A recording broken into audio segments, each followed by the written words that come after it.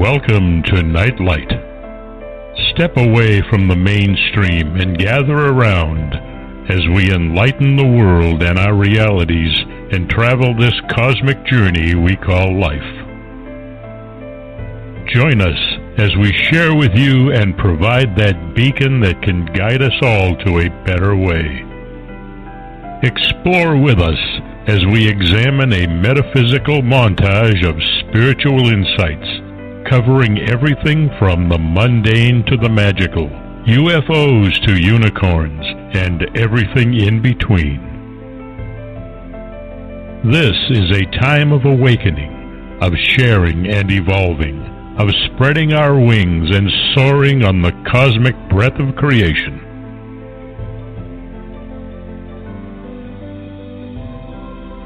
Come and join with other light-minded spirits as we weave our lights together to seek understanding, enlightenment, and, with a little luck, some wisdom. This is Nightlight, a reminder that you are never alone. And now, here is your host, the lovely, delightful, insightful, and all-around great gal, Ms. Barbara DeLong.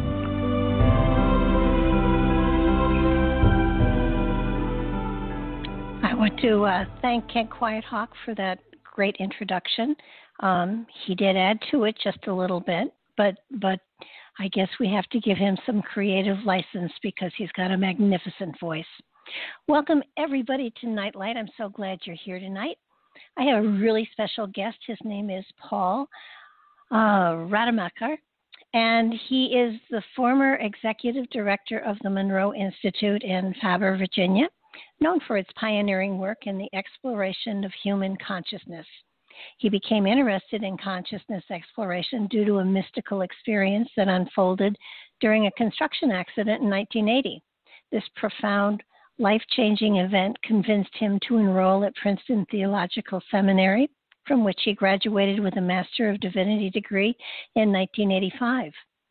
During his 15-year service as a Presbyterian pastor, he studied extensively in the fields of consciousness and spirituality, seeking to bring together traditional meditation techniques with the contemporary expressions of spiritual exploration.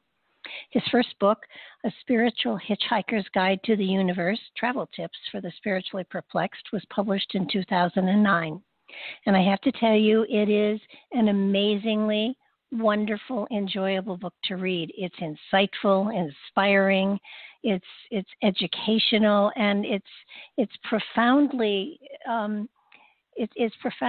changing your attitude and your consciousness as you read through it.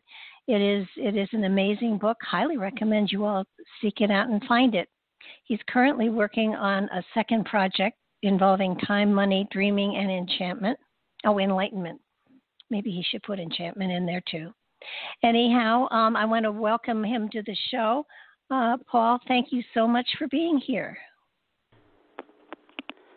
Thank you, Barbara. I am so glad to be with you. It's I have to say, your book was an absolute treat to read. I didn't have to put on hip boots or waders or anything, and I could actually relate to some of your experiences because those that are on a journey towards enlightenment or expansion or awareness or transformation or transition or whatever you want to call it today, almost everyone has had what you called a mystical experience. And I find it fascinating that no matter what the material they're talking about, if it has to do with consciousness and connecting and expanding consciousness, there is always some sort of mystical experience that is at the very bottom of their journey. It's almost like it's the turnkey. It's what takes them on that journey or sets them on that journey. And a lot of people can identify it. Some can't, but I think everyone does have one of those moments, an aha moment, where a light bulb goes on. You want to share with us what yours was?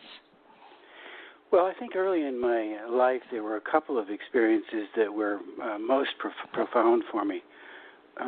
One of them was when I was I think I was about 22 years old, and at that time in my life I had sort of a philosophy that said if something scared me, it would be a really good idea to do it. And one of the things that scared me at that time was the idea of hitchhiking. You know, you just would never know who was going to pick you up or where you were going to go, and it just terrified me to even think about it, so I knew that I had to do it. And it just so happened that my sister was moving from Ohio to Tucson, Arizona. And she needed some help, so I had volunteered, and I was living in Pennsylvania at the time, and I thought, well, I'll drive out with her, and then I will hitchhike back to Pennsylvania. But I decided since I never had been to California, I would take a detour up through California before I headed back east to Pennsylvania. And along the way, I was picked up by a trucker in this big old semi in the middle of the desert, and I got in there, and there's this guy. He's about 300 pounds, and he's got this big beard, and tobacco juice dripping down, and he's leaning over this steering wheel, and it turns out that he was one of the original members of Hell's Angels, and surprisingly enough, we really hit it off almost right from the start. And so we're driving down the road, and he's telling me all these stories about biking and fast women and the Altamont Rock concert. And then we get to Big Sur, California, and he's going in one direction, and I'm going in the other direction. And so he drops me off there, and as the truck is driving away, I'm just feeling this real loneliness pervading me, as it felt like I was saying goodbye to a dear friend in a way. And in the meantime, as I'm standing there, it's in the evening, the sun is starting to go down, and it gets pretty cold pretty fast when you're that close to the ocean. And so I'm thinking, gee, what's going on here? I got no visible means of support here. I have no place to stay the night. What am I going to do? I'm getting cold and I'm not dressed for this weather. And so I really was starting to get scared.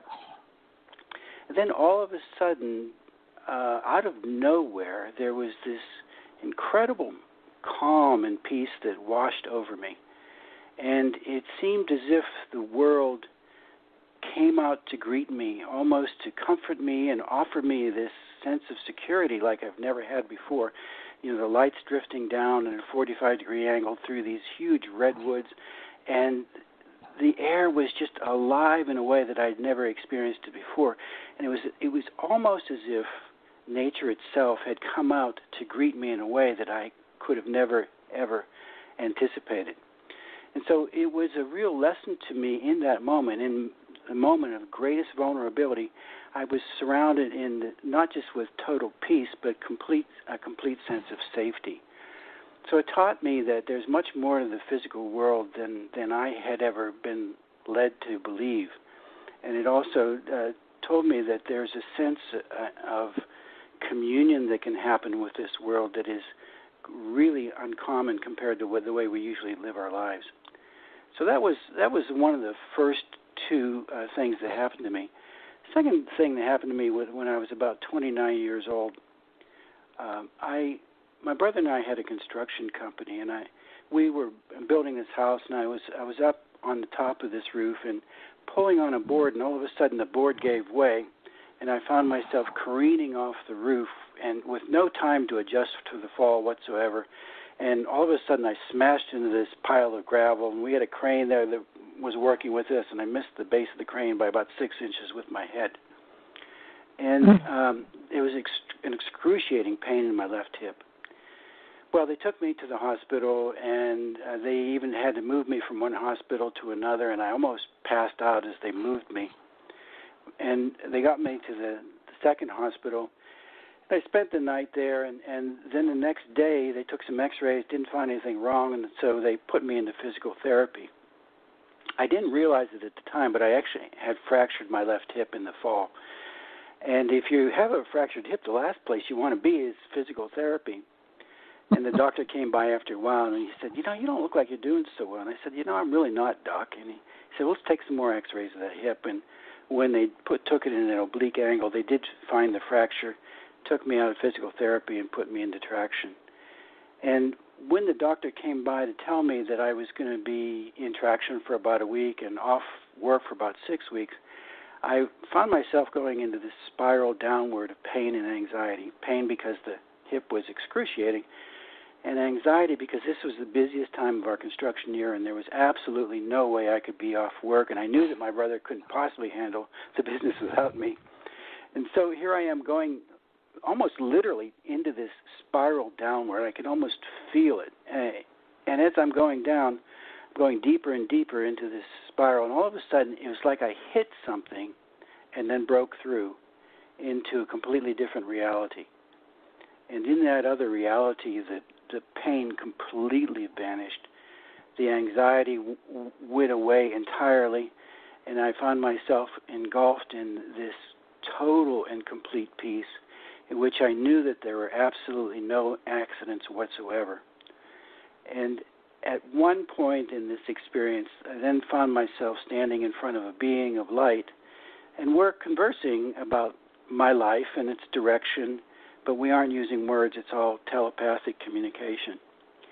And when I came out of that experience, I was completely awed because I just didn't even know that anything like this was possible. It's one thing to have the world come out and greet you in the physical manner. It's an entirely different thing to move into a completely different world. And yes. It was so awe-inspiring, it pretty much set the course of my life from that point on.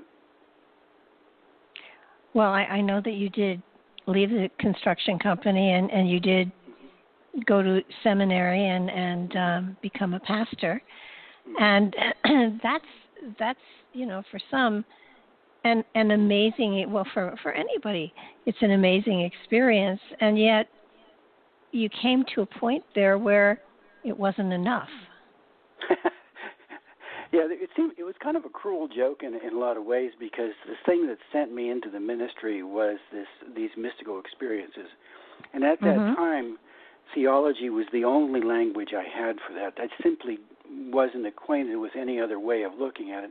And because I had grown up in the Presbyterian tradition, it seemed like this might be an avenue, some way in which I might be able to reconnect with these mystical experiences.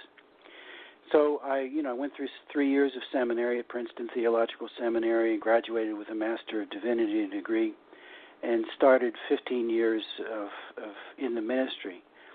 And but the thing that became very clear to me was that it was very difficult to reconnect with those experiences through the ministry, and it seemed very often that it was kind of the last thing that the people in the Presbyterian Church wanted to talk about. The Presbyterian Church is kind of known as the frozen chosen, and so they're very much into decency and order and everything. And yet here I am coming at this thing from a completely chaotic perspective that I didn't have any idea how to approach it, what to do with it. I just knew it was the most important driving force of my life. So I found myself having to go in other directions. Even while I was in the ministry, I would go to all kinds of conferences and workshops and seminars that I would never tell any of my parishioners about.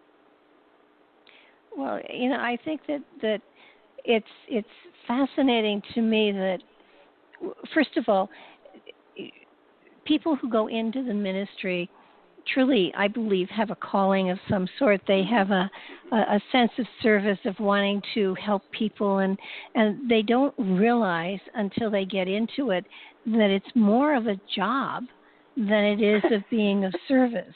It's absolutely so much paperwork, so much dealing with budgets and money and all sorts of other things, and the ministry. Is very familiar with Presbyterianism, by the way. The ministry is such it's a corporate entity, and therefore you have to deal with it that way. And it doesn't have anything to do with kindness and love and compassion. It has to do with money and budget and economy. And in my case, that was true to some extent. I have to say that the two churches I served, I loved the people. I mean, they were just they were just amazing people in so many ways, and they treated me really wonderfully. But like you say, it's all that other stuff that eats up your time. And for me, it was, even though I loved the people, I didn't really love the ministry. And also, there was always this undercurrent of how do I get back to those worlds that turned me upside down and that, to me, were of ultimate value. And that was a real struggle for many, many years. And so it took quite a long time to even begin to have a sense of what direction to go with that. Well, yeah, I can certainly. I taught special education for 25 years, and I loved the children. I hated the administration and often the parents. But the children were fabulous, and working with those kids, you do get into such a joyful, joyous, energetic, and yet when you have to fill out paperwork for the state and you have to make sure that anytime a state representative comes, you're following the IEPs for the kids, it takes away the joy of it. So yeah, after 25 years, I left teaching as well. So what I find fascinating with your story is that, I mean, it just seems like you think you know where you need to go, and you go there and you're blissful for a little while, and then not so blissful anymore. There's got to be something else out there, and you're in that struggle of where do I go from here, and then suddenly a door opens. It's in many ways, I call it cosmically ordained, and I think that your story is an amazing story, and in retrospect, it's easy to kind of see the different patterns you went through. But how do you explain this kind of journey to someone who is deeply wanting to be of service, to serve, to be enlightened, to be on that spiritual pathway, to answer that call that they hear within them, and they don't know how to answer it? It's kind of like the phone's ringing and they don't know where it is. Yeah, that's a tough one because everybody's situation is different. And everybody's calling is unique, so it's tough to give blanket advice. I think in my case, it was mostly that I was just so darn curious that I could never be satisfied with the answers that other people were giving me. For me, it was not about talking or theology or speculation. It was the experience, the direct experience that I was always after. And if I couldn't find a way toward that, I oftentimes, I'd go through a period of depression or feeling lost, even though, like, as I say, I was treated wonderfully in the ministry and I had good jobs. This other thing was missing. So I guess maybe there was a part of me that just could not be satisfied until I came to find that thing that I was looking for. And I guess in my case, I was fortunate because fortunate or cursed, I don't know which, that I had those early experiences in my life that at least gave me some kind of an outline or blueprint of what it was that I was looking for. And so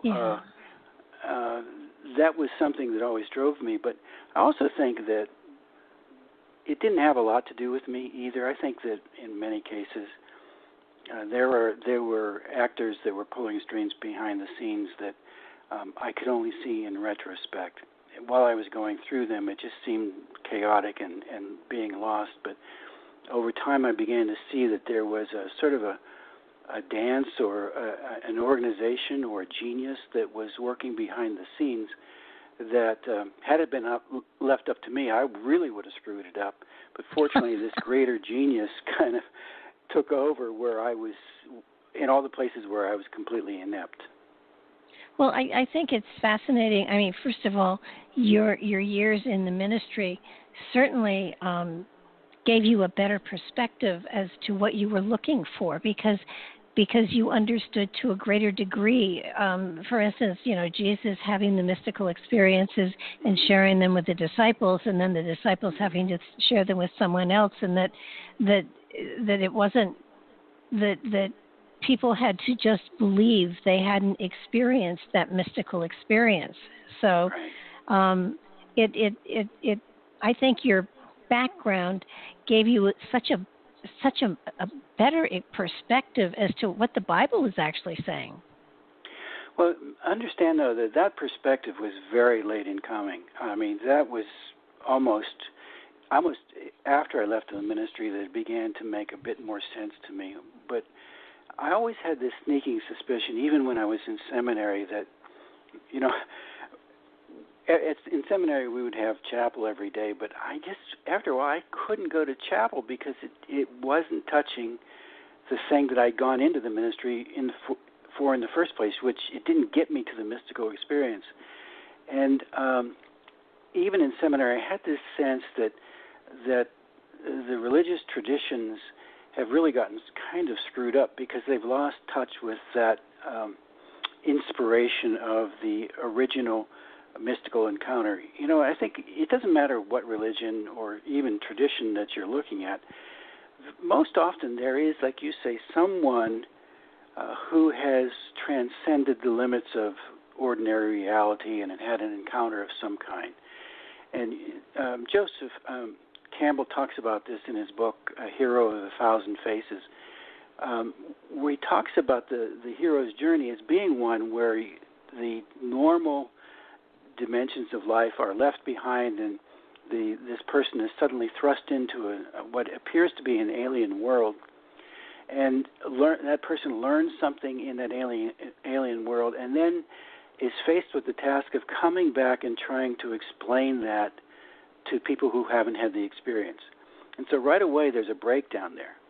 That person very often ends up maybe willfully or not unconsciously creating a tradition, and that person wants to bring his or her followers into the direct experience, but doesn't really know how to do that. And so the followers, like as you say, are left with the words about the experience rather than the direct experience itself. And so then what happens is the followers fall in love with the words, and they think that the words are what are important, whether it be the Bible or the Torah or you name it. But they don't realize that it isn't the words that are important. It's the experience that is really life-changing. And the more I began to realize that, starting in seminaries and as I moved through the ministry, the more I began to realize that one of the things I wanted to do in this book was to reinterpret the Judeo-Christian tradition in terms of this mystical awareness. So that was sort of the driving force behind it. Well, your book was fabulous. I mean, Thank you. You know, it's definitely on my list of books. I tell people, you know, read it. It gives you an idea, and you don't have to replicate it all, but it gives you an idea as to someone's journey, and you know, kind of gives you an understanding that it's not, you know, once you see the light bulb, that doesn't mean that it's a straight pathway to wherever you're going. It just means that, you know, it's lit up to the next door, you know. That's exactly right. And I there are so many people that you use the term enlightenment often, and I think it's important for people to understand that enlightenment isn't just getting that aha moment when you have cosmic consciousness and you're able to walk on water. It's not that. Mm-hmm. Well, at least, I haven't found it that way. Yeah, there's a whole discussion we can get into maybe later in the show, but there's a person who is doing, I think, extraordinary work in this whole field of what a lot of people call enlightenment, but it actually goes by many names. You could call it Christ consciousness, nirvana, samadhi, enlightenment. There are many different terms depending on the tradition that it comes from. There's a guy by the name of Dr. Jeffrey Martin who has spent a good portion of his life interviewing people who have reached some form of those different words. And he's gone all over the world and sat for hours and hours and hours and researched what they're about. And he's come away with this marvelous study And out of this, a tremendous course that called the Finder's Course that he's developed. And one of the things that he found is that these different terms that we use for this state of awareness can actually fall on a continuum. And so wherever you are on that continuum, they have different characteristics. And one of the really profound characteristics is that when you move into this state of awareness, what happens is, one of the markers is that the interior world goes completely silent. And that's just one of the things that he's been able to bring to the fore as he puts descriptors around this. And then through his course, he's also been able to help ordinary people to start to achieve what are ordinarily considered to be pretty extraordinary states of awareness. So he's making something that's quite amazing available to ordinary people. I just wanted to bring that up because so often we talk about and use the word enlightenment, and there's a lot of disagreement as to what that might mean depending on who you talk to. But through his work, he's actually been able to lay out, because of his research, very specific markers on that path, which I think is a tremendous contribution to this whole field. Oh gosh, yeah. I know that so many people, so many more today than ever before, and I've been in the field for, well, I'll admit to 50 years, and in that time frame, I have heard labels, thrown in and then thrown out, and different,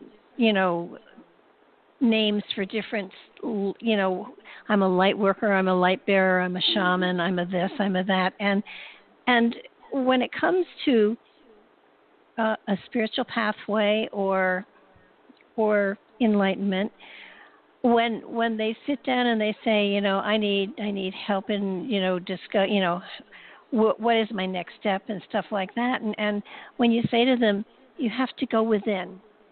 It's all within. You have the map inside. You brought the map with you, and it's your journey, so it's unique unto you. And how you open those doors is unique unto you, and how you meditate, how you shut out the real world. It's all unique unto you. There's no textbook for this. It's your journey. And so many times it frustrates people because they really want to know, how do I do it and when do I get there? Yeah, well, I think one of the things that the journey is designed to do is to break apart that which you think you already know about yourself. Mm-hmm. And that is not an easy journey to take because, it puts you in a very vulnerable position many times over. And so as much as we would like the spiritual journey to be this wonderful, blissful path, very often we end up being confronted at the places where we least want to be confronted. And that's not easy. And so that's one part of it. The other part of it is sheer grace. You just end up realizing that you're not controlling anything anyway. And so you might as well just give up and enjoy the journey. Stop digging in your heels. Stop grabbing for anything that you can. Just let go, and allow larger forces to take over. One of the things that Jeffrey Martin talks about is that as you move along, you begin to give up the idea of agency. Agency mm-hmm. meaning that I'm in control, and that you really begin to understand that whole idea is pretty ridiculous. And so the quicker you can get to that point, the better off you are, I think. Well, yeah, your ego has usually arm wrestles you on many, many areas in that particular aspect. I have found that the experience of being on a pathway or on a journey towards this connection inside of yourself it does take you through times in which, using the biblical term, you go through the dark night of the soul. Yep. And those are not pleasant times. But I really think it's important for people to hear, and hear it really loudly. There are also times of extraordinary bliss. Yes. Yes. And, I mean, those are the things that sustain you through the dark night. Oh, yeah. Right. I mean, I can remember standing on my deck looking out over the wetlands onto the pond and seeing millions and millions of fireflies. And for a breath or two, I was one of them. And it was the most magical moment that I had experienced in a very long time. And it was like time stood still. And maybe it did. But you know, you do get those moments when you are one with the universe. Yes. And that's right. that is something it's worth going through dark night of the soul every day for. Well, maybe not every day. Maybe every day. Yeah, that may have been extreme. But it depends on how good the bliss is, though, really. That's right. That's right. Yeah. But it's really, I think people have to understand that this is not a 4-lane highway. I mean, it is at times, but for the most times, you're making your own path because it's your journey. And I don't think you can really go off the path. I don't think it's possible. You know, you can do side trips, but you usually end up right back on the same pathway. It's kind of like you can take as long as you like, but you're going to get there eventually. You know, a very dear friend of mine, Skip Atwater, who worked with me at the Monroe Institute,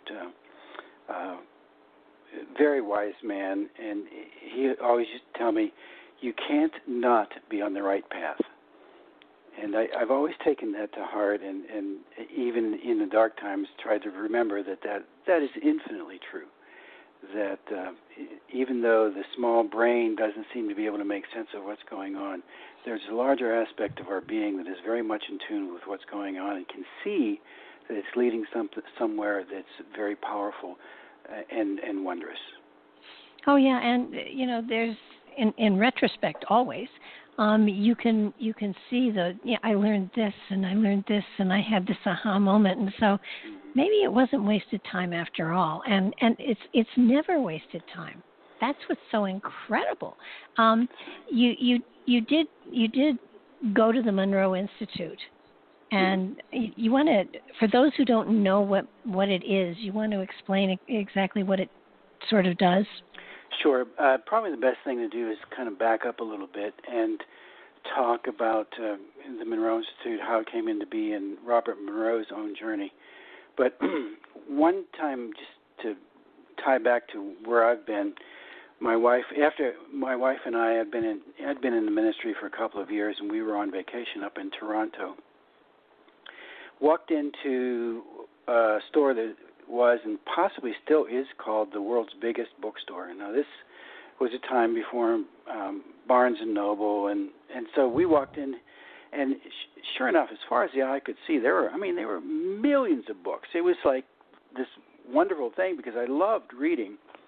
And we were there for, I don't know, maybe 5 minutes. I walked by this table, and this one book just about jumped off the table and into my hand. And it was Robert Monroe's second book called Far Journeys. And in this book, he's talking about his own experience of going out of body. Now, this started happening to him back in the 1950s. At that time, he was a very prolific radio producer and writer. I think at one point he was working on something like 14 different radio shows in the span of 1 week. One of the most famous that he worked on was a show called The Shadow. And I don't know if you have listeners who are old enough to know about that, but that was a very popular radio show for many years. And he was remember one of the writers. Do you really? Good for you. Who knows? The Shadow knows. Exactly. Yes. So anyway, when he was, I think it was maybe the mid-50s or whatever, one night he goes to bed, and he's laying in bed, and all of a sudden he realizes that somehow he's gotten out of bed and he's laying on the floor. It's, you know, it's flat and it's hard. He was in a soft, warm bed before. Now he's against this hard surface, and it's cold. He can't. And to make it even more confusing, it seemed like there was this fountain that was coming up out of the floor. That's just crazy. It didn't make any sense at all. And all of a sudden he got himself turned around and he realized what was happening. He was actually bouncing against the ceiling of his bedroom, and the thing that looked like a fountain was actually the chandelier hanging down from the ceiling. And from that vantage point, he looked down and he could see his wife in bed with this other man, but the closer he looked, the more he realized the other man was his own body. And so he was terrified, swam down through the air, jumped back into his body, sat up, and he was convinced that this was the beginning of the death process. But the problem was it kept happening to him over and over and over again, and eventually he got really curious about it. And because he was involved in radio and he was familiar with sound, he began to wonder if he could make sound waves that would help him to control this out-of-body experience. By the way, he was the one who termed the phrase out-of-body experience. And so his first book was called Journeys Out of the Body. The second book was called Far Journeys. That was the one I read first. And then the third book he wrote was called Ultimate Journey. So he was messing around with these sound waves and began to find out that he could help people to move into this state, what that he called mind awake, body asleep. Normally when we are awake, you know, we are firmly aware of our body, and we almost feel like our body is us. We identify almost thoroughly with the body. When we go to sleep, we leave our bodies and go into dream worlds, and we forget that we have a body lying in the bed. But in this mind awake, body asleep state, he helped people to maintain their waking consciousness as they would move into sleep states or states of unconscious or dream states or visionary states.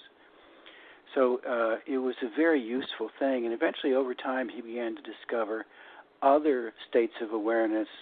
He called these different states of awareness, he just gave them numbers in order to keep them from having any attachment or bias associated with them. So the first state he discovered was Focus 10, which is the mind-awake, body-asleep state. Then Focus 12, which is the state of expanded awareness. And then Focus 15, which is the state of no time. And Focus 21, which is the state of the bridge state between physical reality and non-physical experience. So these were discovered over many years of experimentation. If you went to visit Bob Monroe at his house, you know, you wouldn't stand around having cocktails. Before you know it, he'd be taking you down a hallway, shoving you into a dark room, laying you down in bed, putting headphones on, and slamming the door and testing different signals out on you. He did this with thousands of people. So eventually he came up with this protocol that seemed to work pretty well. And when you go to the Monroe Institute, those states that I described, the Focus 10, 12, 15, and 21, are the destination points that you get introduced as you're there for that first week.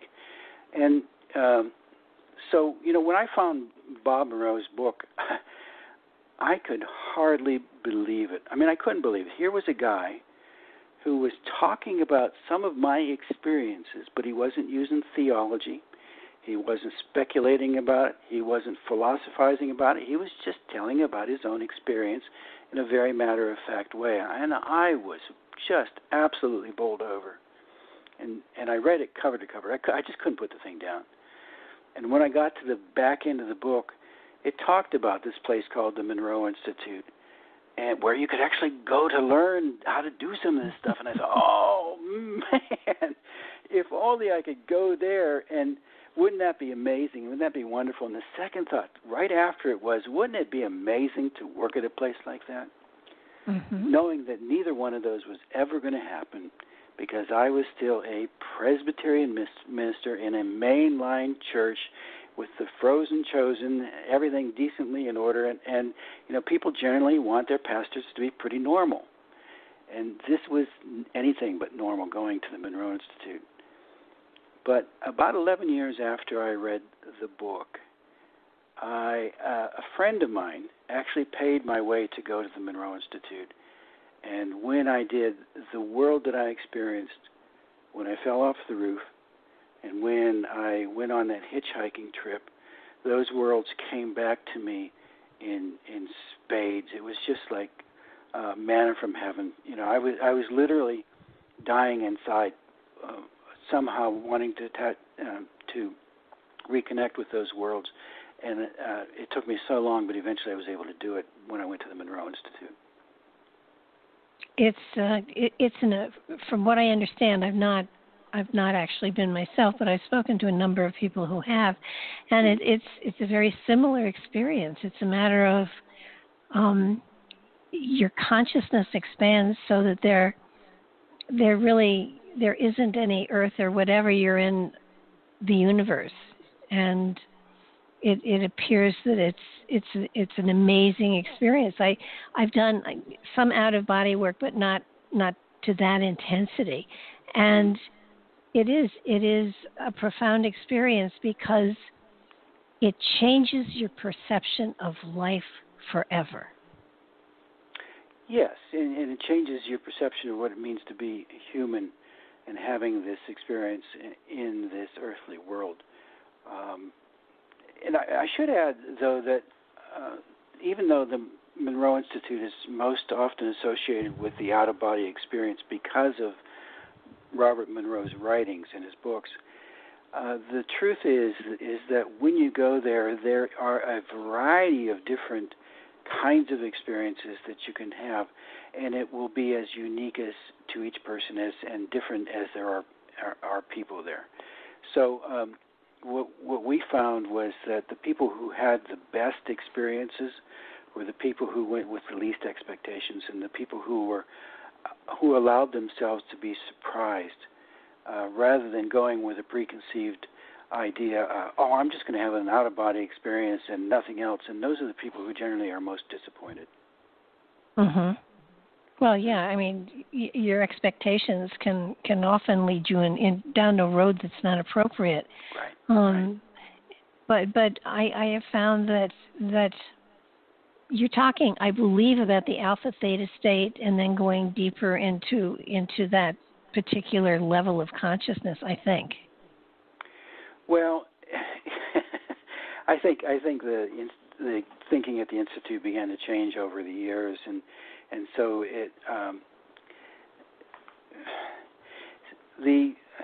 each experience that you have. By the way, I should also describe what happens there so that what I'm going to say next makes a little bit more sense. Okay. Each group that goes through, normally there are around 24 people who go to a class there. The same bed that you listen to the exercises in through headphones is also the same bed that you sleep in. And this bed has 4 walls around it and a little cubby hole that you crawl through, and that's just designed to be sort of a mini sensory deprivation chamber that just helps you to focus inward rather than being distracted by external sounds. Mm-hmm. And so the exercises are played for everybody. Everybody's listening to the same exercise, but after the exercise, people come together as a group, and if you have questions or if you want to talk about what happened to you, you're welcome to do that. And it's what's really interesting is that even though everybody's listening to the same exercise, the experiences that arise out of that are deeply tailored to each individual. It's not anything that's done intentionally by the Institute. It's just done by each person's greater genius, I think, that is actually leading that whole thing that unfolds there. And you find that over the week that things will start to connect over the week. Something that you encounter early in the week will then sometimes be revisited later on, and it will grow in depth and understanding and unfold in ways that you couldn't orchestrate if you tried. So that's why I said before, the people who have the least expectations are the ones who are most awed by the wonder of it all. Oh, yeah, I can imagine. So because everybody's different, everybody is going to experience a consciousness level that is attuned to their level of awareness of reality and whatever. So does our cultural and socioeconomic programming have anything to do with the consciousness that you go into once you are in that state? Yeah, I think that's one of the things that it takes a little while to move beyond that to some extent. One of the nice things about going to the Monroe Institute, I sort of sound like I'm doing a commercial for them. I don't work there anymore, and I don't get kickbacks for this, but I still have tremendous appreciation for what they do, and so that's why I can speak so enthusiastically about it. But one of the things that happens is when you are able to go there for a week, you're actually stepping outside of your normal life. You don't have to worry about where your next meal is coming from because that's all provided for you. You don't have to worry about what you're going to wear because mostly you're in pajama-like things to begin with. You don't have to worry about what to do next because you're just being guided from one place to another. There are no demands on your time. You put your computer away, even put your watches away, and so you can enter into a different experience of time. And so what happens, I think, is that those layers of enculturation that you talk about begin slowly to melt away as you move through the week, to the point where at the end of the week, so much stress has been lifted and so much relaxation has happened that, seriously, I'm not kidding this, people can look 20 years younger at the end of that week than when they come in, simply because it's such an experience of movement away from all those crushing demands of our contemporary life. And our culture is really not very kind to us in many ways. And I think primarily one of the ways that it beats us up is that we live in a culture that simply does not recognize anything beyond the physical body. And so issues of soul and spirit, we pretend as if they simply do not exist, and we pretend that everything that we are is encapsulated in the body, and the only thing we need to do is to maintain that physical body, and everything's going to be fine, but it isn't. And so there's this deep, almost grievous hurt that people carry around inside of them that they can't even name because something is missing, and yet that our culture simply does not acknowledge. And so when you are able to move out of that culture and then into a place where that is acknowledged, it is like a gift from heaven. Oh, absolutely. Yeah. Well, do you foresee it? I mean, to me, it appears that people's perception of spirit and consciousness and everything is more and more in everyday conversation. I mean, I think people are becoming more aware that there is more to us than a physical body. And well, I don't know. I'm not. Maybe in the circles you run in. I think it sort of has a lot to do with the company you keep. When I look around the world, I'm not so sure. I don't know the answer to that question. Well, I look at the news too, and I wonder just, if they are from another planet. But I think that people, when I started teaching, if I had talked about spirituality and stuff like that, I could have lost my job. I see. Yeah. When I left teaching, it was, something you could talk about. Now, I don't go to cocktail parties and stuff like that, so I can't tell if in that, if in singles bars and stuff like that, if that's the case. I do find that I am finding more and more people that will open conversations with me that are more comfortable with talking about their spirit and their life journey and how can I open the door to greater this and greater that, so that let me put it this way, there is a larger part of the population than there was 50 years ago that is moving in the direction of understanding consciousness and spirit and the balance between the physical and the spiritual realities.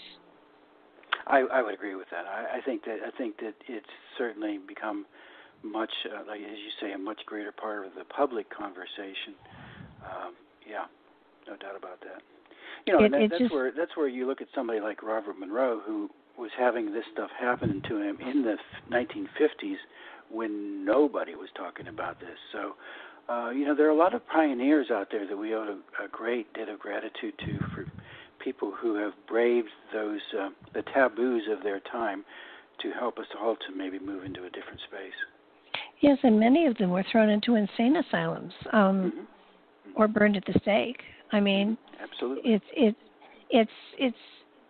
I think what is fascinating to me is that these levels of consciousness, these levels of awareness, have been available to all of us since the beginning of time. Mm-hmm. It's a matter of how do we go into ourselves and gain access to those qualities. That's the key question for sure. Yeah. And you know, this Monroe Institute provides one way, but it's not the only way, and it's a matter of again, everyone is so unique. Everyone's way of unlocking these doorways, these passages to the majesty that is carried within in our DNA is profound. Right. And you know, your journey was one way, and you know, you're probably still walking along it. You did leave the Monroe Institute, and I did, and you did teach some of their techniques outside of the institute. No, I didn't do that. Actually, well, let me clarify what that means. Is that when I was still in the ministry, before I left the ministry, I had gone to the Monroe Institute as a student and taken, I don't know, maybe 3 different classes. Mm-hmm. And I began to sense that there was some connection to the tradition, the Judeo-Christian tradition. And so I with great fear and trepidation, I decided to offer a class to a very select group in the church that I could somewhat trust, having no idea whether any of this was going to work at all. And so I went on took a group on a retreat that I had been working with. You know, we'd done meditation together and actually had done another workshop with them before. So they were somewhat softened up, I guess you could say. And so we rented a space at the Montreat Center, which is in western North Carolina, up around Asheville. And we took air mattresses. And I remember these are Presbyterians, you know, and so we laid these mattresses out. We darkened the room with plastic, and I had this jury-rigged sound system that they could put headphones on and listen to these different experiences. And I want to tell you, it was one of the most terrifying things I've ever done in my life, because I had, you know, had no idea. Here are these Presbyterians with headphones on, laying down on these air mattresses, and they're chanting. And it was like, what have I done? I'm going to lose my job for sure here.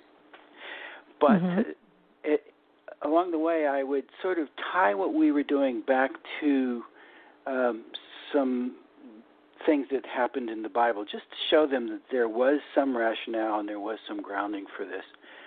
And it was amazing, the response that I got was, you know, people were saying things like, you know, I've been looking for this all my life, and you know, this has changed who I am. And it was kind of right then that I realized that the work that the Monroe Institute was doing was really important, and that it wasn't something that could just change my life, but it had the potential to make an impact on many different lives. And so the good news is that it was very the workshop and the second workshop that I did for second group in the church were both very successful. The bad news is it even created a greater longing for me to want to get into this work more directly. I just felt like the ministry was blocking me from exactly the direction I needed to go. And so in the year 2000, I left the ministry because I wanted to write. And the book, The Spiritual Hitchhiker's Guide to the Universe, was an outgrowth of that longing to write.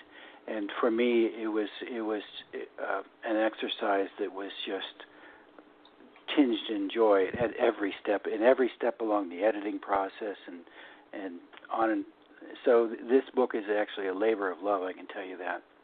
So listen, any man who refers to his two sons as Dirt 1 and Dirt 2. That's right. And my I fell in love daughter, with Dirt them. at 3. Yeah, and Dirt at 3, yes. Yeah. That and the dog, I fell in love with all of them. So you wrote, you left to write, and yes. and out of all of this has evolved this lovely book, and your new project, which is Time, Money, Dreaming, and Enlightenment, and correct. Somehow you are putting them all together, and it looks intriguing. Yeah. I do want to just kind of back up a little bit and complete the story about leaving the church.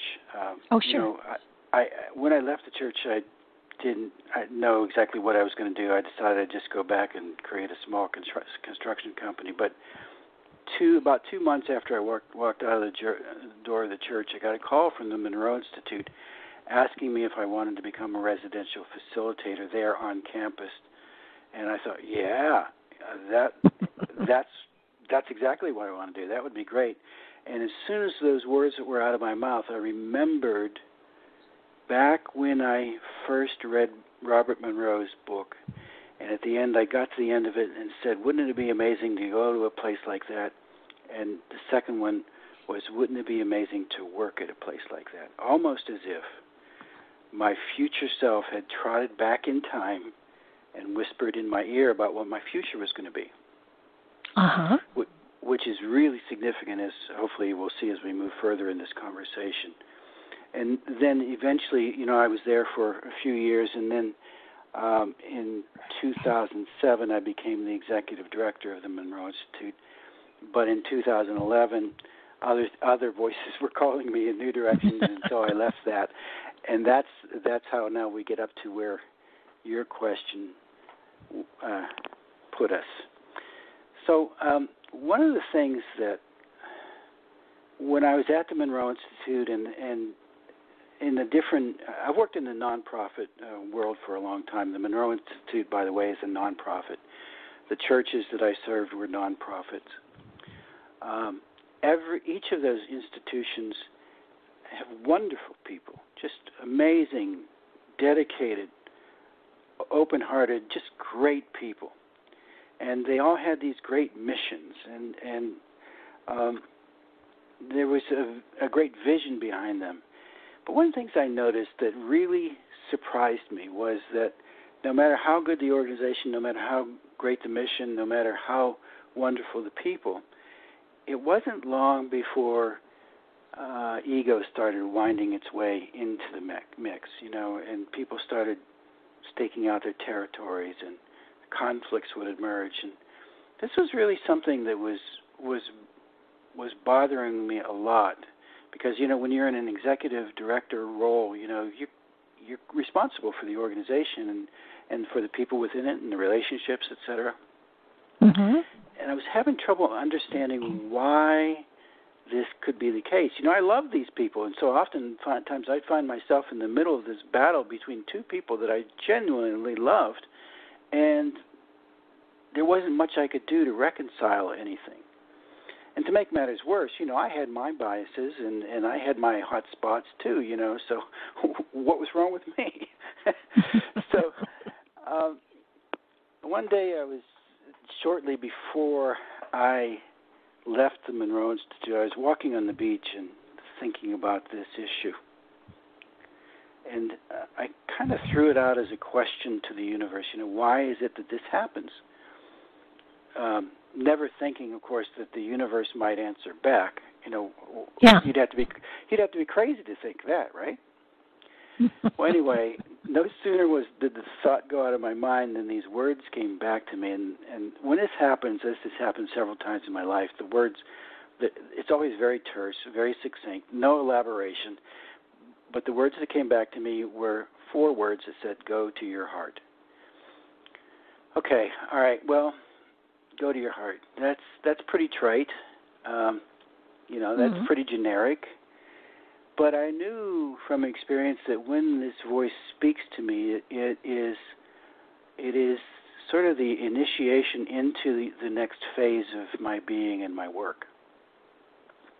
I recognize the voice. Okay. So I knew that it, even though it sounded trite, there was going to be a whole lot more behind that than I could ever begin to imagine. So I took it seriously, not having any idea what to do about it. But that night I went to bed, and before I fell asleep at night, I just moved into a deeply relaxed state, and all I did was to shift my awareness from my brain down to my heart center. And when that happened, several things began to unfold pretty quickly as I would do this after several nights, I should say. One of the things that happened was that I noticed that my mind became much quieter throughout most of my life because I have been brain-centered. There were always these thoughts and reflections, critiques, monologues, stream of consciousness, words going through my brain. But when I shifted my awareness intentionally to the heart center, that seemed to fall away. And I moved into a silence that was pretty stunning. Another thing that happened was that I actually became happy. I think throughout a good portion of my life, because of this struggle between wanting to explore the spiritual world and still having to make a living, there was this tension, and that created, I think, for me, a lot of inner trauma and turmoil and drama and depression. But when I moved my attention to the heart, suddenly I began to get happy, so much so that I think that people started looking at me kind of crazy because I'd walk around with a smile on my face and for no reason whatsoever. And, that's the mark of insanity. Yeah. So, or happiness.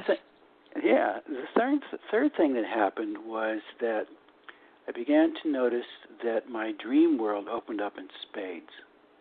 The dreams became vivid. They became powerful, almost as if I was connecting my waking world with my dream world in ways that I had never done before. So I began to craft this space before I would go to bed at night, and also before I would get out of bed in the morning, that I began to call the twilight awareness. It's the in-between state. Normally, when we fall asleep at night, we're up in our brain and we're thinking, ruminating, remembering, anticipating, and all of a sudden we flip over into sleep. And there's not much of a transition point there. Right. In the morning, we wake up, the alarm goes off, and all of a sudden we're ripped out of the dream world into waking consciousness. Again, there's not much of a transition point. So I began to realize that by going into the heart and into this twilight awareness, moving first into deeper relaxation and then into the heart, that I was creating a link and a transition point between these two, between waking consciousness and sleep consciousness. And, it kind of makes sense in a way, because unlike the brain that loves to slice and dice, categorize, name, and put gradients on everything and to judge everything, it's all about words. The silence of the heart is about relationships and forming links. And so it only stands to reason that when you move into the heart, that one of the things you might experience is this link between the waking world and the sleep world.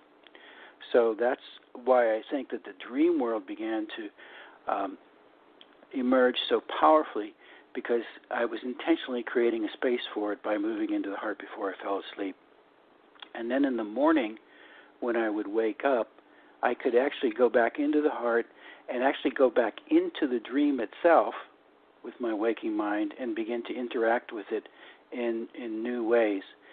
So that what I began to realize was that what was happening was that it wasn't so much about interpreting the dream, which the brain loves. The brain loves words and interpretations and et cetera, right, because it likes to control things.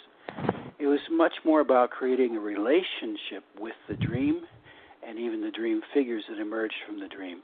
And from that point on, things really began to shift for me in dramatic ways. So that's just the beginning part. Wow. How did you?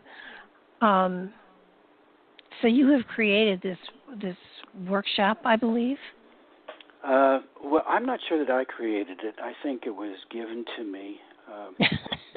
Again, if they put me in charge, it's going to be really messed up. But if I can step to the side and just let the powers that be have things unfold, it works out so much better. I do understand that totally. And sending your ego out to the movies and allowing. I like that phrase. Oh, it's how I work. It's usually it's almost a conscious saying, all right, I'm going to be working on this spiritual stuff. I don't need to rationalize. I just want to feel. So go away. And it does. Yeah. It works beautifully. It's kind of like this isn't of me. It's through me. So it's not about my life or my experiences or anything. It may be flavored slightly by the residue of those things, but when you really take your ego out of things, you tend to bring forth beautiful stuff. Mm-hmm. And I think it for me it's like one of the dreams that I had was this. In the dream, I was a part of the celestial choir, and it was so profound because I'm part of this larger group that is singing in one direction towards something. I don't know what the something is, but the remarkable thing is it's not so much that we're singing; it's more that we are being sung. As if the song has come somehow moving through us and through our collective voices is creating this unspeakably beautiful music that touches the soul and enriches and so that for me that's such a powerful image because when we talk about where this stuff emerges from, I think more in terms of being sung. That something moves through us and that is much larger than our concept can ever begin to comprehend. I was listening to Elizabeth Gilbert, who wrote the book Eat, Pray, Love, and she was on NPR. Yeah. And she was talking about this poet, and forgive me, I think maybe the poet's name was Ruth Stone. And Ruth was talking about when she was a child. She grew up on a farm, and she'd be out in the fields playing, and she could sense a poem coming toward her, bounding over the landscape, and it was almost like a galloping toward her. And when she would sense that, her task was to get home as fast as she could, so she could get a pencil and paper and write down the poem as it would move through her, and she could watch it fading away. Sometimes she didn't get home fast enough, and so she would watch the poem going off in the distance, moving away from her in search of another poet. Sometimes she would get home just in time to grab the poem by the tail end, and she would reel it in, and she would write it down, but she would write it down, and it would be backwards. Oh, wow. And so I think, Elizabeth Gilbert was saying, we talk about people being a genius. She was offering up the idea that we have a genius, that something is working through us. And I think I really resonate with that in so many ways. Oh, I totally concur. I can remember driving someplace and getting the first 4 lines of a poem and thinking, oh my gosh, I have to write this down. I can't stop driving. I tried repeating it to myself over and over again so I could memorize it. And then the worst thing possible happened. The second 4 lines came. And, at that point it was find a gas station, find something, find a pencil. You can't do it. And, I struggled. I don't write poetry consciously, but poetry does come through me from time to time, and when it does, it's beautiful. But it's sort of like I kind of looked towards the sky and say, "Did you pay attention to where I am?" Sometimes they just have no consideration, do they? I think they have the most bizarre sense of humor ever, and yes, they do. I am so. That makes me feel so good because, to me, laughter is probably one of the most powerful tools we've got. And I know when I served in the pulpit for 5 years, and the very first time I did a church service, I not only bored everybody to death, I took a nap. And I learned fast that when they invited me back the second time, and I thought they were crazy, I said to the congregation, I'm not going to do a sermon, but I will share with you some of the mistakes that I've made in life so that you can not make my mistakes, but make your own. And I found that every time and my goal every time was to get the congregation laughing. Because if I could get them laughing, I knew they would remember the story, and I knew they would apply it at the right time in the right way. Right. So, and happily, I've made a lot of mistakes. So I was able to fill the 5 years with all of my mishaps and all of my aha moments, and it was a great pleasure to do. It really was. I had fun. Which is, and because I was an itinerant minister, I didn't have all of the other stuff I had to deal with. I just had to turn up on my Sunday and give a good sharing. So it was the best of all possible worlds. So you have this project, and is it going to be a documentary? Do you know what form it's going to take? Actually, it's going to be a book. I'm writing the book right now, and also I've got a production company that has contacted me. Again, this had nothing to do with me. It just came out of the blue, and they wanted to produce this workshop that I'm doing. So I think in the next couple of weeks or so, we'll start work on that. And with that workshop, I'll also be working with the Monroe Institute and incorporating and creating some sound exercises for that.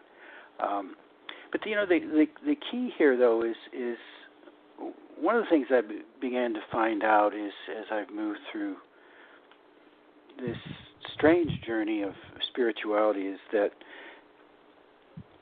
so often in the brain, we want to categorize things that are, useful or not useful, acceptable, not acceptable, good versus evil, etc.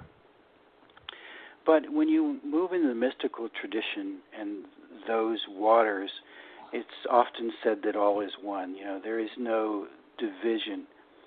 And so one of the things I began to wrestle with was this whole concept of money and how does that relate to the spiritual quest, and how do you begin to integrate that? Because I think that's such a key question on the mind of so many people who enter into this and are driven by the spiritual quest, is this very pesky need to still be able to maintain the body, feed it and clothe it and shelter it.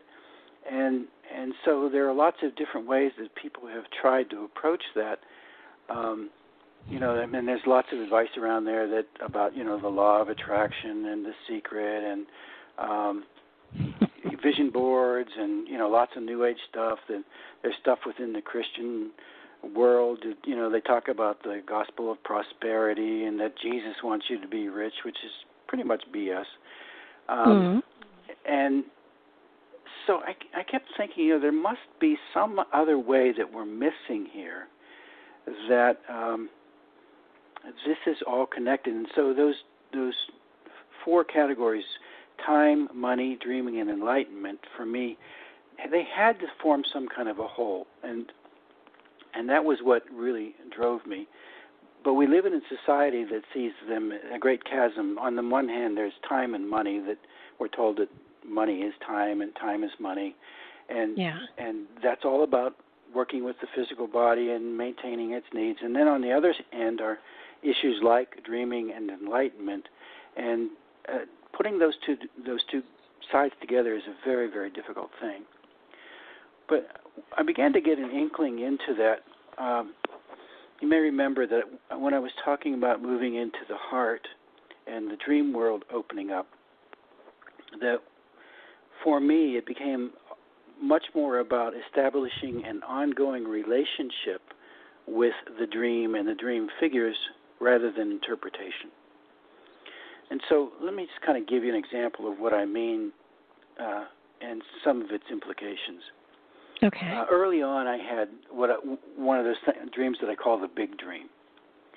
Up to that point, I'd been sort of playing with this idea of the heart and began to think of the heart as an alchemical entity. In other words, something that could bring transformation. You remember the alchemists were the old guys in the pointy hats that were supposedly questing after changing lead and base elements into gold. But really, they were doing that to some extent, but they were also interested in the transformation of the human soul into higher qualities. So there was a metaphorical aspect to their work when they were talking about gold and lead and whatnot. So I began to think of the heart. Well, maybe the heart has alchemical properties. And so I went in, this dream came to me, and it was just absolutely overpowering. And in the dream, my wife Jackie and I are supposed to go to this place, and we were supposed to steal this secret document. And of course, in the dream, you don't ever question that stuff. Oh yeah, let's go do that. Sure, sounds like a good idea. So we go to this house. It's an old Victorian house, and it's actually a classroom setting with. It's like almost like a chemistry lab, but up in front, the two instructors are stirring a liquid in this coffin, and every once in a while, this human skeleton comes up, and then it recedes back into the liquid, and as they're stirring, it keeps coming back and forth and up and down. And I realized immediately that this is a very profound thing, because in this class, they're talking about issues of life and death, and somehow they know how to navigate that. And so I'm really interested in that. I'm not at all scared or offended by what they're doing, because this is learning. But we remember our mission, so we go to the back of the class, and we're rifling through these documents and hoping nobody's going to see us, when all of a sudden one of the instructors comes up and he says, "Would you like a bag for that?" After we found the document we were looking for, as if he knew all along why we were there and what we were doing. He said, no, we don't need a bag. And we scurry out of the classroom, and we go into this courtyard. Standing in the courtyard is a woman. And the minute I lay eyes on her, I just gasped, and I said, "I know you," because it was a knowing that I've known this woman through lifetime after lifetime after lifetime, and now we were getting together yet again. So I said, I know you. And she puts her hands on her hips, and she said, you say that every time we get together, almost impatiently. So, but it was such a profound meeting that I knew that this was something at the deepest soul level. And so when I woke up from the dream, I was completely overwhelmed by it. And I knew that I had to nurture this relationship with this woman come hell or high water, no matter what. And so when I would go into the heart at night, and when I would go into the heart in the morning, I would invite her into that space.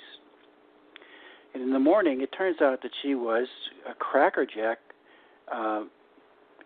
insight. It gave me tremendous insights into the dreams that I would have. So she would point out things that I didn't realize. She would talk about what this meant for me, and she was always spot on. It was always bing, bing, bing, bing, bing, no hesitation.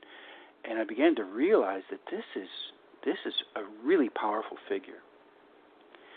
Well, later on, I didn't really know what her name was, so I gave her a fake name. And one day she's in the middle of talking about this dream, and all of a sudden she stops and she says, "By the way, my name is not what the name you gave me, but it's Gwendolyn. You might want to look it up." Okay, so when I got up from the bed, I went to the computer and looked up the name Gwendolyn. And it turns out that Gwendolyn was the wife of Merlin the magician, who was the consummate alchemist. Mm-hmm. So remember, I'd been talking about the heart, thinking about the heart as an element of alchemy. In the dream, I go to a school of alchemy. I meet a woman there whose name I do not know. She gives me that name in my meditation time with her. I go into the waking world to look it up and realize that she's the wife of she's not only the mistress of the school of alchemy, she's also the wife of Merlin the magician, the consummate alchemist. So what's happening now is all of these different worlds are starting to come together and interpenetrate in ways that I never even considered before. So now the heart's really doing a great job of establishing relationships because it's bringing together these ordinarily disparate worlds into a whole that are mutually reinforcing. And so these different aspects of my life are not separate anymore, but they are all one. Does that make sense? Wow. It does. And I think one thing that I should have mentioned way at the beginning is that through this entire process, you've had a wife that has been extraordinarily not only supportive, but has made the journey with you in her own way. Yes. And again, had that been up to me, I would have screwed it up in 1,000 different ways. But Probably. The powers that be knew that I needed somebody who was extraordinarily forgiving and wise and insightful, and so they hooked me up with Jackie. Well, she's been great. She has definitely balanced you out in a lot of ways. Absolutely. She and my children both have brought so much to my world that I can't even begin to describe it. I can certainly understand that. But so you've got this project now, and you know, I understand the concept of taking the physical and the spiritual and finding a bridge to connect the two, and that makes a great deal of sense because so many of us, you know, actually do need to have clothing and food and shelter.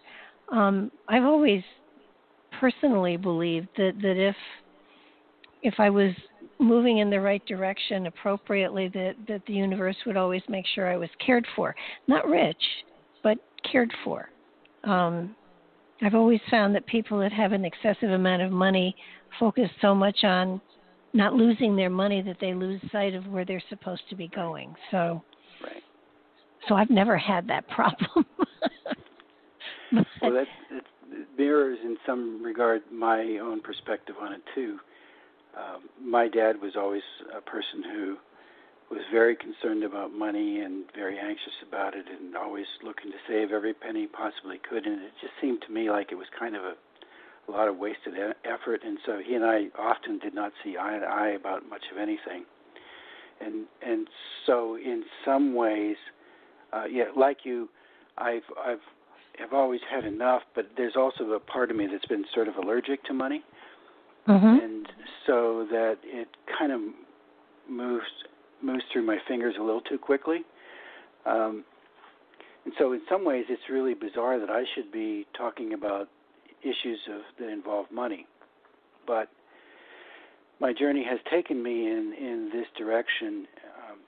So to offer up another story in that regard,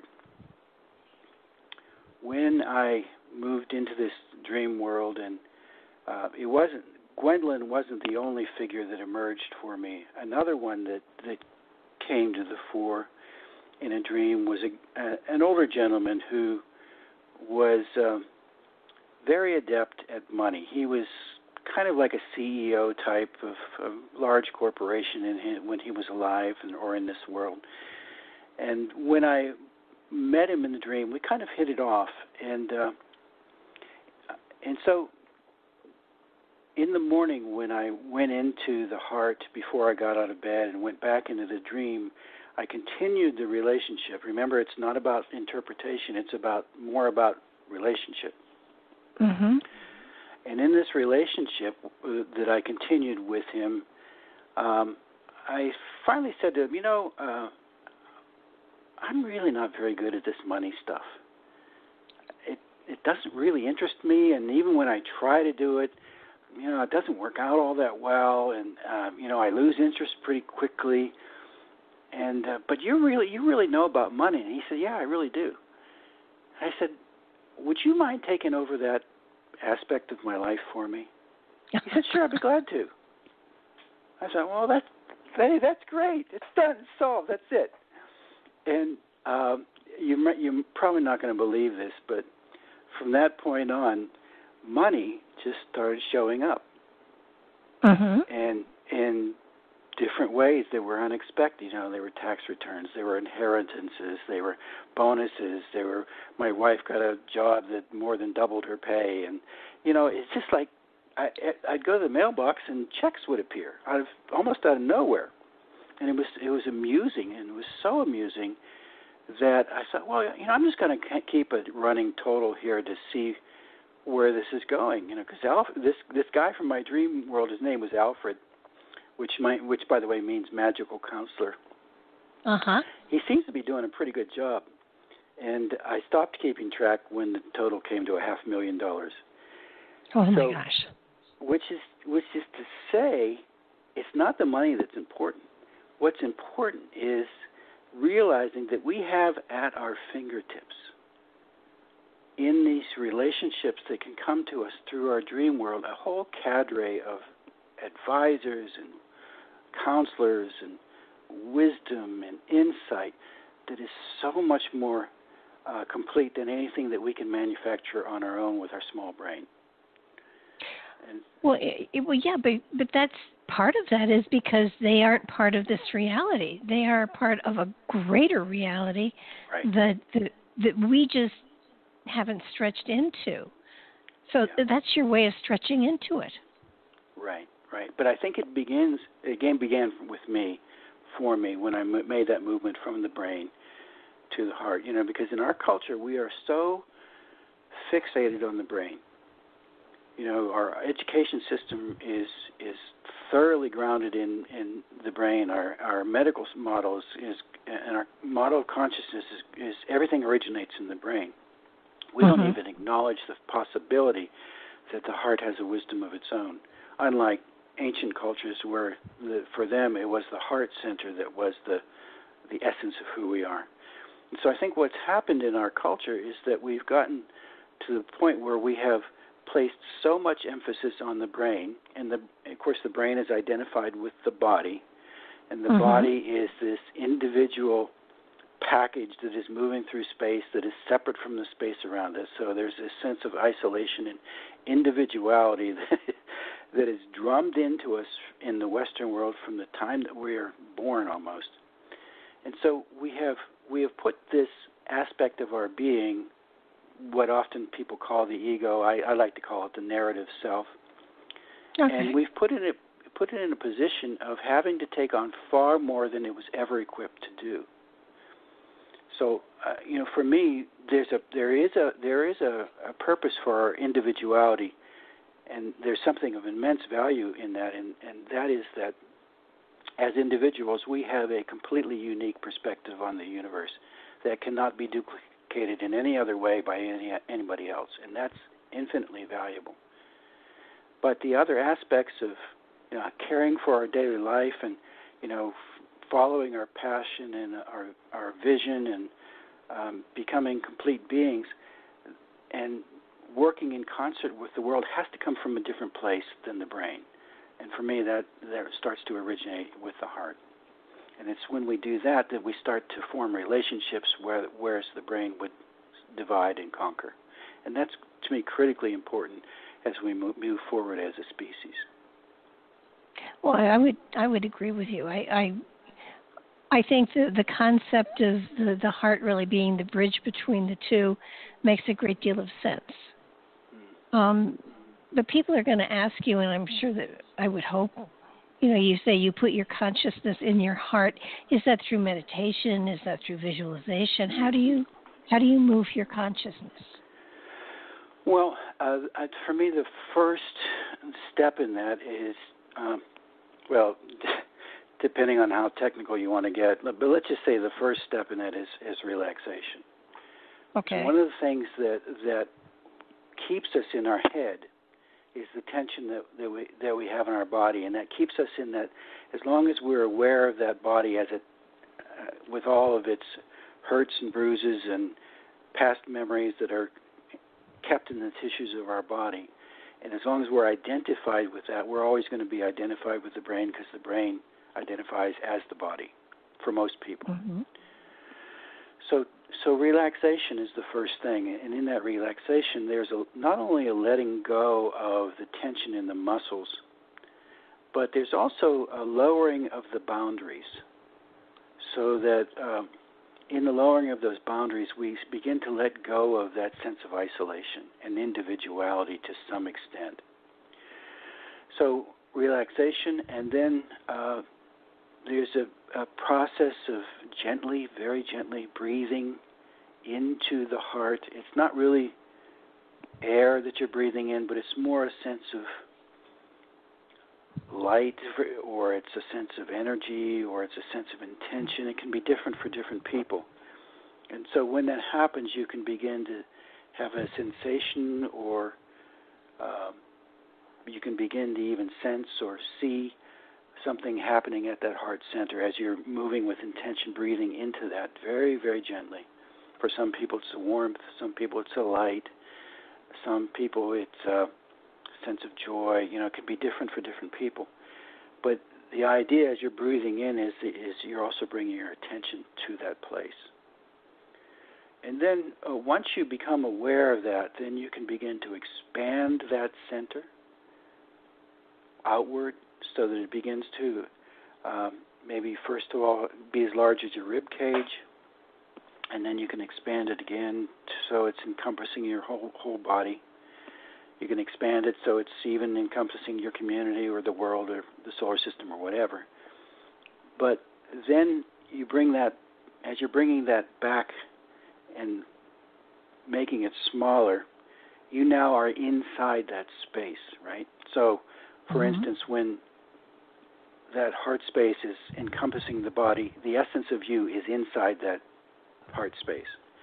And then when you shrink it down to the size of the rib cage, you maintain that essence of you as being still within that space. And then when you shrink it down to maybe the size of a softball or something, the essence of you is still within that space. So what you're doing now is creating what has been known as the sacred space of the heart. It has been a term that different traditions have used throughout antiquity. So it's this sacred space of the heart that then, once you're inside of that, becomes the doorway to all these different relationships that I've talked about. You use a term in some of your outline that I found fascinating, and it's not one that I have actually heard before. You speak of the radiant self. Yeah. And yeah, that's a great question, by the way. Thank you for asking it. I'm very, very grateful for you to ask that. When I fell off the roof, I encountered a being of light, and at that time, because I was in the Christian tradition, I kind of associated with Jesus, although it never used that term. But there was a deep, deep connection, and as I was standing in front of this being of light and we're conversing without words, there was a sense of communion that transcended time, as if, we had this connection for all of eternity. As time went on, I began to wonder about that light and what it was, and I began to think, I'm not sure it was Jesus. I don't know what it was, but I'm not sure what that is. And then I ran across a lot of material around near-death experiences. One of the first books in that area was Life After Life by Dr. Raymond Moody, and he laid out, I think it was maybe 15 different aspects of near-death experience. One of them, and not everybody who had a near-death experience experienced all 15 of those, but most of them experienced some of those 15. One that was listed was this encounter with this being of light, and in the presence of that being of light, the life review. In other words, you would go back and the different aspects of your life would be replayed in stunning detail, but you would often have a different perspective on it. You wouldn't necessarily be you in that. You might be the person who was experiencing what you were doing. So it's a very profound way of looking at the different impacts that your life had on others. And so it was a great learning experience as well. But it was always done in this very loving, non-judgmental context.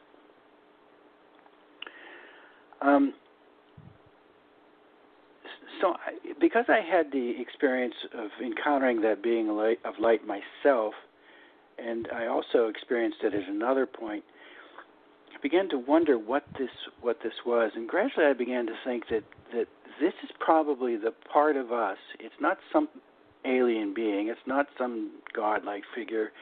It's not Jesus. It's me. It's each one of us as we move beyond the confines of the physical body through death.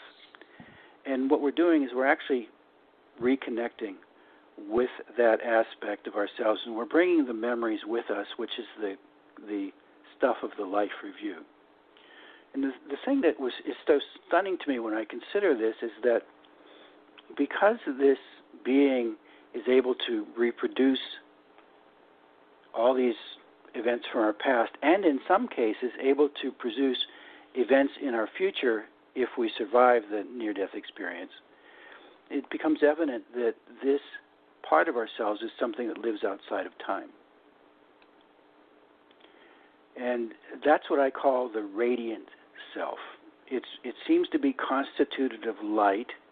It seems to live outside of time, and it seems to be able to have an overview of our life that we are not privy to while we're in the body, which means that if we connect with it, it could be an enormously important and powerful aspect to inform and enhance our lives in the body, if we can make that connection. And again, drawing on my past as a Presbyterian pastor, I'm convinced that this is what Jesus was talking about when he would say, "I and the Father are one." I think his term for that radiant self was the Father. Ah. And so I call that radiant self the etheric body. Yes, I was actually trying to stay away from terms because, as soon as you common terms, because as soon as you choose one, somebody's got another term. So I was trying to stay with something that was more generic. Oh, yeah, no, I think it's a wonderful term, and now that you've explained it, it's exactly what I understand. Exactly what you're talking about. Well, good. You'd be the first. But Jesus made a comment. He said, "Before Abraham was, I am." Abraham was somebody who lived, centuries before him. Yeah. And so he's saying, "I and the Father are one." before Abraham was, I am. So to me, when he's talking about this connection to what he called the Father, it's evidence that this Father lives outside of time, and if he's identifying with it, he's actually living outside of time, and therefore that's why he can say, before Abraham was, I am. So that's where the issue of time then starts to get very interesting in this whole, we've talked about money, we've talked about dreaming, but time, I think, is something very different from what we ordinarily conceive.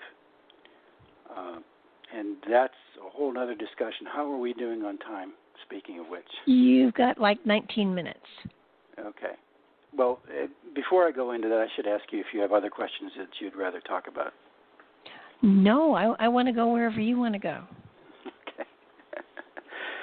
All right. So many times in my life, I've had the experience of getting inklings of the future, and I think most people do. Sure. There's intuition, there's premonition, some people have visions, some people have insights, gut feelings, deja vu. There's many different ways in which we access the future, but we don't allow ourselves to admit that because we're convinced that time only moves in one direction. It's like we're standing in a stream of time, and we look ahead, and this future's coming toward us, it passes through us, and then the past is behind us. And so we can't really access the future, but we can access the past through memories, and we can lessons learned, etc. But I was reading a book not too long ago by Robert Sardello called Love in the Soul, and in that book he makes what for me was just a really startling comment. He says that throughout most of history, time has moved in that one direction. And so we could look to the past to get lessons to help us move into the future because really society didn't change very much from one generation to the next. So the elders had wisdom that was applicable to the future of their children and their grandchildren. So the elders were revealed. And so mostly society was built on this idea of tradition. And when you think about it, our law system is always based on precedent. Religion is based on the writings of old and traditions of old, and culture is based on customs, etc., that come from the past. And that was the glue that held society together. But something happened as it almost seemed like time started to speed up in a way, and changes were happening so fast that time was getting wobbly. And then he says that with the advent of the atomic bomb, the fabric of time was actually shredded. I mean, think about what he's saying there. He's saying that something dramatically different has happened in our relationship to time. He doesn't explain why that was, but I think it might be because for the first time we were no longer assured that there was going to be a future. Because human history could come to an end. He says that there's a second stream of time flowing in the opposite direction that flows from the past, goes through us, and moves toward the future. And we experience this second flow of time in the opposite direction through the ways that I explained before: it's intuition and vision, deja vu, different ways, premonitions, knowings. And so that we actually do have the ability and the capacity, if we develop it, to begin to form a relationship with the future. Mm-hmm. And I think that's what we really have to do as a society, because now we're in a place where the world is changing through technology so fast and so dramatically that the lessons of the past are no longer applicable to the future. And therefore we have to form a relationship with the future so that we can have some way of navigating this tremendous chaos around us. And I think he's really right about that. I would tend to agree. So when we're looking at the issue of the radiant body that stands outside of time, and forming a relationship with that, that's essential for us to begin to navigate as a future from that, as a species from that perspective.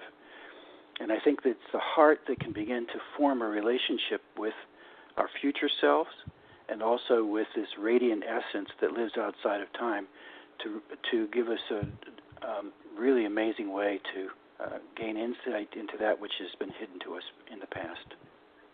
Well, I think for me, one of the most encouraging things that I have learned, felt, understood, not sure which is the most appropriate term, is that radiant body will survive and go on even if the species does not. So that there is an essence of us that will continue through time that may not be in a Homo sapien form, but it will go on. Right. Some form of consciousness will exist. But it really would be nice to kind of continue this experiment on Earth, though, if we can. Yeah. Well, yeah, I mean, you when you go back through science, I mean, there have been 4 or 5 mass destruction events that have already hit the planet. Right. So, and we seem to each time come back. So I would say that the human species, the human race, is destined to move forward, whether it's this time or the next time.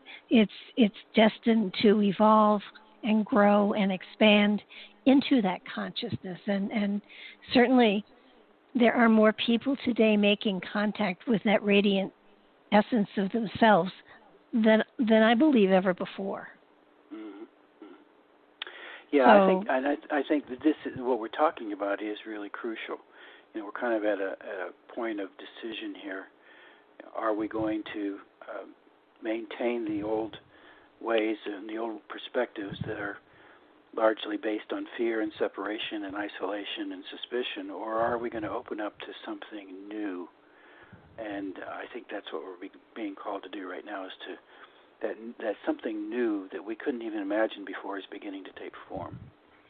Well, and it's important too for everybody to realize that we really are one. We aren't separate. Exactly. We're all one. Exactly.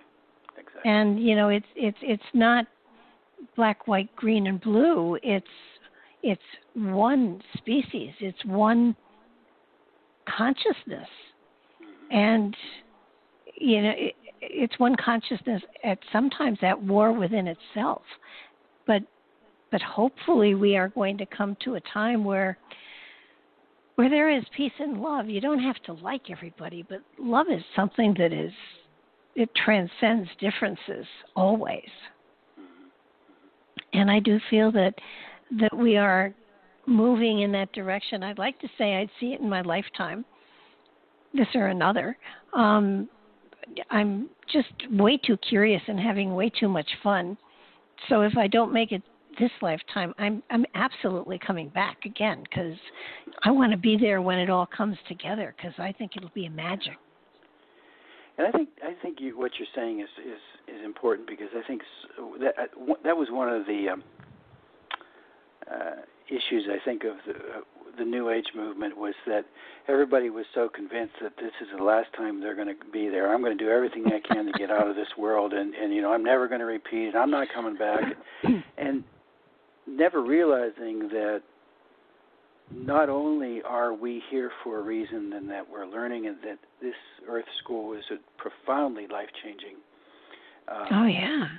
aspect of being, but that we also have a part to play in relationship to the Earth, and also in relation, by extension, to the cosmos.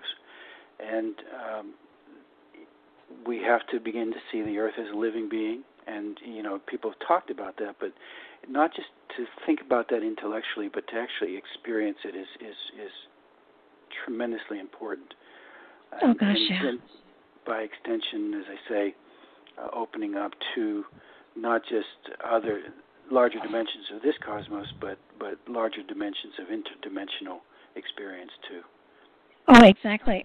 When people say I'm not coming back, and I've learned all my lessons. I paid all my dues. I don't have to come back. And there was a time where I would argue with them, and I don't anymore. I tell them that they are absolutely right, that this personality is not going to come back again, but the spirit may well have another idea.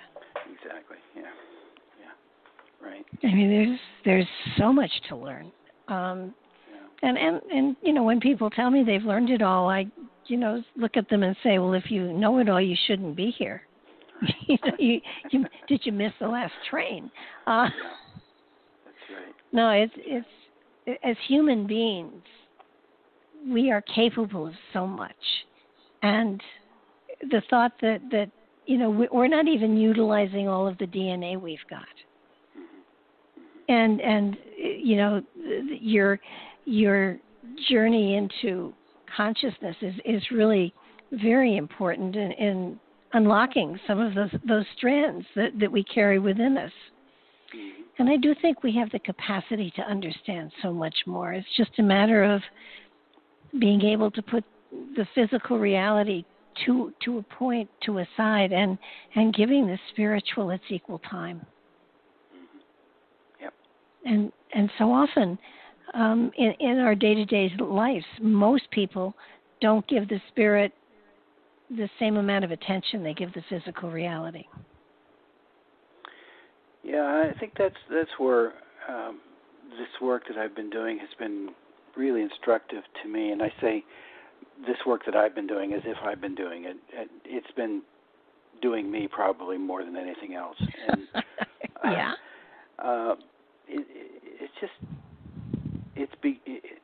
One of the things that has surprised me is how delightful it has been.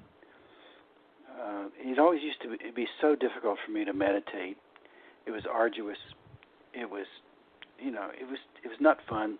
And that was one of the things I appreciated about the Monroe Institute, was that it gave me a tool where a person who found it so difficult to meditate could actually begin to do it with this tool. But entering into the heart, I have found to be so delicious and so delightful that I look forward to it each night when I go to bed. And I look forward to it each morning when I wake up. And so it has been a really painless way to integrate this aspect into my life that I've never been able to do before. And that's been, for me, quite life-changing. Oh, I can imagine. We are getting close to the end, and if people want to learn more about you or your work, how do they connect with you? They can't. They can read your book. Yeah, I'm sorry to say that the book right now is about the only thing that I have out there that people can get their hands around, and that's available on Amazon. It's called A Spiritual Hitchhiker's Guide to the Universe. Soon, I hope, when I say soon, I hope within the next 6 months or so, I will have this online course that will incorporate exercises that I've done with the Monroe Institute, but it will also be videos of teaching. So I've got the book and this workshop that should be available. The book, hopefully within the next year. Probably, I'm even hoping it'll be much less than that. Both by the same name, called Time, Money, Dreaming, and Enlightenment. I'm a little bit afraid to give out my email address because I'm afraid I might get more responses than I can Okay, well, handle. let's put it this way. If anybody who hears this show, and it will be on Google and YouTube and all of those different places by morning, if anyone is interested in contacting Paul, feel free to send whatever you'd like to send to him to me at barbaradelong@gmail.com, and I will forward it to him. Okay, that would be great. And I will do my best to get back to people. I have to confess I may find that a little difficult right now because we're in the process of moving, selling our home and moving to a new location. So I'm going to be a little bit preoccupied in the time coming up. But I will give it my best. All right. Okay, and I will look forward to the workshop, because it looks like it's something that and if it's going to be online, it looks like it's something I definitely would be interested in myself. So, excuse me, my voice is going here. Okay. You know, it's. They tell me I have allergies to cats, and I have 3 cats, so I refuse to believe there's an allergy. I'm going to blame it on pollen. Yeah. I refuse to be. I will not be allergic to cats. I'm sorry. So I will keep in touch with you, and I will make sure Perfect. that once you're up and running on this other, I will drag you back in, and I would imagine there will be a website by then. Oh, I don't know. I suspect there will be. I'm hoping that the producers are going to. Actually, I think they're going to handle all that. They will be the ones that, because the course will be on their website, and they then will help me to communicate with the people. So even though the course itself will be recorded, I will still be answering questions that people have as the course progresses. So there'll be lots of time and opportunity to communicate at that time too. But most of all, I want people to know that we're going to have fun. Well, yes. I think that's to me, joy and laughter and light are what take you into those other realms as well. It's just another way of getting there. And the opening up of those avenues of expression and the creativity that is there is so exciting. And the etheric you, or the cosmic you, or whatever you want to call it, does send subtle messages to us. And the more you look, the more you listen, the more you make yourself available to the insight that is being shared, the richer your life is. It goes from black and white to technicolor in a heartbeat. Yeah, it certainly does. Certainly does. Thank you for putting it that way, and thank you for having me on your show. Oh, it's been a delight. I thank you so very much. I really look forward to getting you back again and talking about your other projects. And again, if anybody wants to send a message to Paul, you can send it to me at barbaradelong@gmail.com, and I will forward it to him, because he's going to be anonymous. For a little while, anyway. Thanks so much again, Paul. It's such a delight having you. Good night now. everybody. Bye-bye. Bye. So good night, everybody. Thanks for being here. We'll put this up on YouTube, and it'll be on my website as well, and in lots of other places that I don't even know. So keep in touch next Monday night, and maybe even in between someplace. You'll never know where I pop up. Good night now.